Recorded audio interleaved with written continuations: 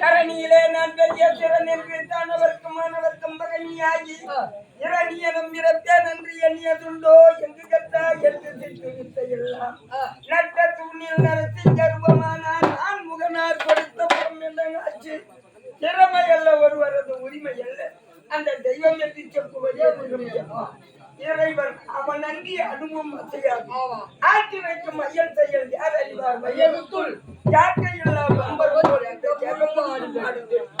அவன் நன்றி அந்த பிரம்மா அந்த விஷ்ணு அந்த ருத்திரன் என்று சொல்லக்கூடிய மும்மூர்த்தி தேவர்கள் இன்னாருக்கு இன்னபடி என்று எழுதிவிட்ட சிவனும் செத்துவிடப் போவதில்லை முட்ட முட்ட பஜினி ஆனாலும் நெஞ்சமே அஞ்சாது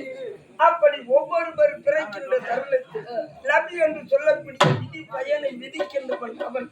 விளையாட்டாக பயன்படுத்தி மக்களை எல்லாம் கிரகங்கள் அங்கு 9 புகட்டி 12 ராசி வீடுகளிலே சஞ்சாரம் செய்து அவர்கள் எந்த பலனை அனுபவிக்க வேண்டுமோ அதை பரிபாலனம் செய்யக்கூடியவன் அப்பேற்பட்ட ஆண்டவர்களை எல்லாம் இந்த பூமுலையிலே அலையும்படியும் ஆடும்படியும் பாடும்படியாக விடுத்து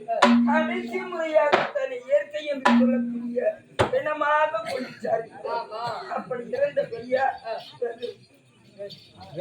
வேணி என்று சொல்லக்கூடிய இறந்ததை முன்னிட்டு அவர் அவங்க வீட்டில் இருந்திருந்தாக்கா யாருக்கும் இந்த புகழும் பெருமையும் தெரியாது ஆனால் வெளியே வந்து நாடக மேடல் அமைச்சாதான் அவர்கள் திருவாயின் மூலியமாக இந்த தமிழில் சேர்ந்த சொற்களை எந்த விதத்திலே சொல்லி இறந்தவர் மோட்ச சாம்ராஜ்யம் சேர்வதற்காக நாம் மட்டும் அல்லாது தமிழக வெற்றி கழகம் சார்பாக கிளாப்பாக்கம் கிளை தலைவர் ஆனந்த பாபு மோகன் செயலர்